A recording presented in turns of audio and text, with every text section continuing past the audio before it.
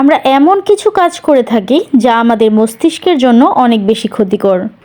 মস্তিষ্কের জন্য যে বদঅভ্যাসগুলো ক্ষতিকর হয় সেগুলো আমরা এড়িয়ে চলতে পারি। আর এড়িয়ে চলার জন্য সেই বদঅভ্যাসগুলো কী কী সেগুলো আমাদের জানা দরকার। আজকে আমরা মস্তিষ্কের জন্য ক্ষতিকর হয় এমন কিছু বদঅভ্যাসের কথা জানব। তাহলে চলুন মূল ভিডিওতে যাওয়া যাক। 1. সকালে নাস্তা না করা। 2. রাতে দেরি করে ঘুমানো। 3. সকালে অধিক পরিমাণে ঘুমানো। 4.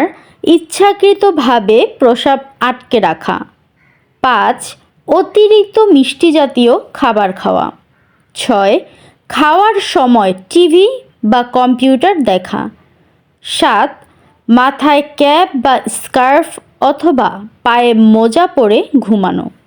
মস্তিষ্কের সুস্থতার জন্য আমাদের এই বিষয়গুলো সম্পর্কে জানতে হবে এবং আমাদের পরিবারের ব্যাপারে সচেতন থাকতে হবে যেন এই অভ্যেসগুলো থেকে আমরা বের হয়ে আসতে পারি। প্রয়োজনীয় এমন আরও অনেক তথ্য জানতে আমার চ্যানেলটি সাবস্ক্রাইব করবেন। ধন্যবাদ সবাইকে।